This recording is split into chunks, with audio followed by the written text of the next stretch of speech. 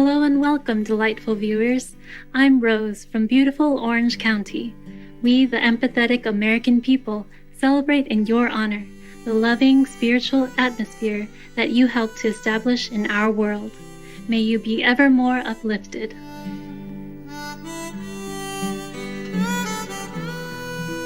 Ralph Waldo Emerson was a renowned 19th century American essayist, philosopher, lecturer, poet, and a leader of the transcendental philosophical movement. His literature influenced many other celebrated writers, including Henry David Thoreau and Walt Whitman. Emerson is most famous for his essays, through which he expresses ideas of freedom, spirituality, individuality, the great ability of humans to realize almost everything, and the relationship between the soul and the surrounding world. Ralph Waldo Emerson traveled widely, lecturing, and became well known for his publications, essays, and nature.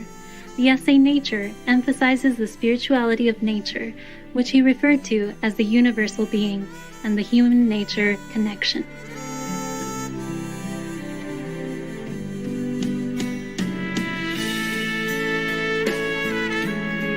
Today we read a chapter from Nature titled Idealism, about how ideal the connection between spirit and nature, between soul and matter, could be. In our spiritual awakening, we are to realize the ultimate oneness and purpose of all things that we've known and experienced.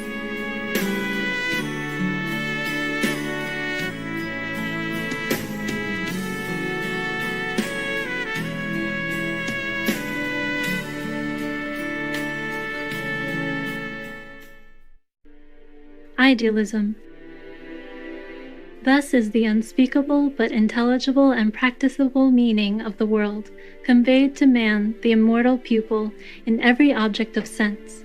To this one end of discipline all parts of nature conspire.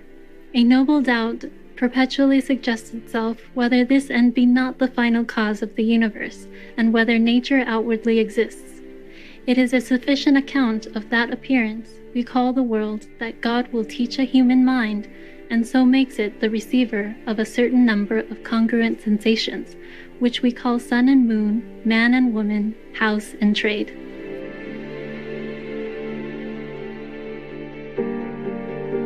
In my utter impotence to test the authenticity of the report of my senses, to know whether the impressions they make on me correspond with outlying objects, what difference does it make whether Orion is up there in heaven, or some god paints the image in the firmament of the soul?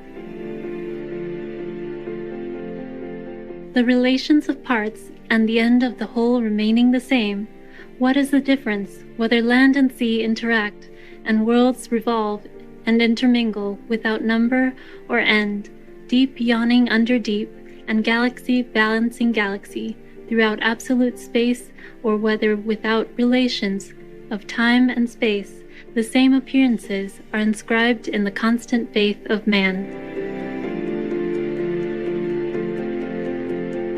Whether nature enjoy a substantial existence without, or is only in the apocalypse of the mind, it is alike useful and alike venerable to me. Be it what it may, it is ideal to me so long as I cannot try the accuracy of my senses. The frivolous make themselves merry with the ideal theory if its consequences were burlesque, as if it affected the stability of nature. It surely does not. God never jests with us, and will not compromise the end of nature by permitting any inconsequence in its procession. Any distrust of the permanence of laws would paralyze the faculties of man. Their permanence is sacredly respected, and his faith therein is perfect. The wheels and springs of man are all set to the hypothesis of the permanence of nature. We are not built like a ship to be tossed, but like a house to stand. It is a natural consequence of this structure that so long as the active powers predominate over the reflective, we resist with indignation any hint that nature is more short-lived or mutable than spirit. The broker, the wheelwright, the carpenter, the tollman, are much displeased at the intimation. But whilst we acquiesce entirely in the permanence of natural laws, the question of the absolute existence of nature still remains open. It is the uniform effect of culture on the human mind not to shake our faith in the stability of particular phenomena, as of heat, water, azote, or nitrogen, but to lead us to regard nature as a phenomenon, not a substance, to attribute necessary existence to spirit, to esteem nature as an accident and an effect. To the senses and the unrenewed understanding belongs a sort of instinctive belief in the absolute existence of nature. In their view, man and nature are indissolubly joined. Things are ultimates, and they never look beyond their sphere. The presence of reason mars this faith. The first effort of thought tends to relax this despotism of the senses, which binds us to nature, as if we were a part of it, and shows us nature aloof, and, as it were, afloat. Until this higher agency intervened, the animal eye sees, with wonderful accuracy, sharp outlines and colored surfaces. When the eye of reason opens, to outline and surface are at once added grace and expression. These proceed from imagination and affection, and abate somewhat of the angular distinctness of objects. If the reason be stimulated to more earnest vision, outlines and surfaces become transparent and are no longer seen. Causes and spirits are seen through them.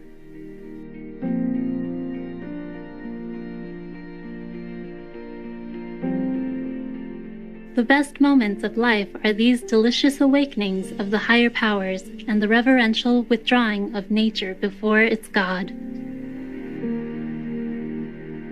Let us proceed to indicate the effects of culture. 1. Our first institution in the ideal philosophy is a hint from nature herself. Nature is made to conspire with spirit to emancipate us. Certain mechanical changes, a small alteration in our local position apprises us of a dualism. We are strangely affected by seeing the shore from a moving ship, from a balloon, or through the tints of an unusual sky. The least change in our point of view gives the whole world a pictorial air. A man who seldom rides needs only to get into a coach and traverse his own town to turn the street into a puppet show. The men, the women, talking, running, bartering, fighting, the earnest mechanic, the lounger, the beggar, the boys, the dogs are unrealized at once, or at least wholly detached from all relation to the observer, and seen as apparent, not substantial beings. What new thoughts are suggested by seeing a face of country quite familiar in the rapid movement of the railroad car? Nay, the most familiar objects make a very slight change in the point of vision, please us most. In a camera obscura, and the figure of one of our own family amuse us, so a portrait of a well-known face gratifies us. Turn the eyes upside down by looking at the landscape through your legs, and how agreeable is the picture, though you have seen it any time these 20 years. In these cases, by mechanical means, is suggested the difference between the observer and the spectacle, between man and nature. Hence arises a pleasure mixed with awe. I may say, a low degree of the sublime is felt from the fact, probably, that man is hereby apprised that whilst the world is a spectacle, something in himself is stable.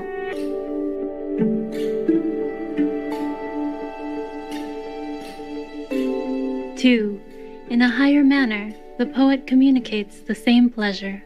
By a few strokes he delineates, as on air, the sun, the mountain, the camp, the city, the hero, the maiden, not different from what we know them, but only lifted from the ground and afloat before the eye. He unfixes the land and the sea, makes them revolve around the axis of his primary thought, and disposes them anew. Possessed himself by heroic passion, he uses matter as symbols of it. The sensual man conforms thoughts to things, the poet conforms things to his thoughts. The one esteems nature as rooted and fast, the other as fluid and impresses his being thereon. To him, the refractory world is ductile and flexible, He invests dust and stones with humanity and makes them the words of the reason. The imagination may be defined to be the use which the reason makes of the material world.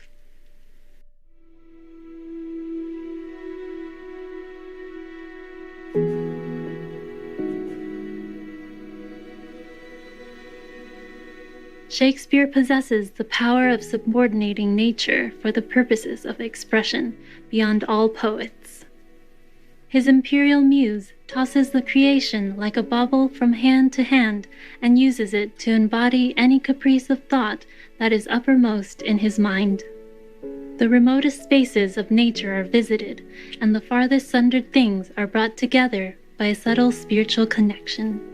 We are made aware that magnitude of material things is relative, and all objects shrink and expand to serve the passion of the poet. Thus, in his sonnets, the lays of birds, the scents and dyes of flowers, he finds to be the shadow of his beloved. Time, which keeps her from him, is his chest. The suspicion she has awakened is her ornament. The ornament of beauty is suspect, a crow which flies in heaven's sweetest air. His passion is not the fruit of chance. It swells as he speaks to a city or a state. In the strength of his constancy, the pyramid seemed to him recent and transitory. The freshness of youth and love dazzles him with its resemblance to morning. For more of Ralph Waldo Emerson's selected works and essays, please visit emersonCentral.com.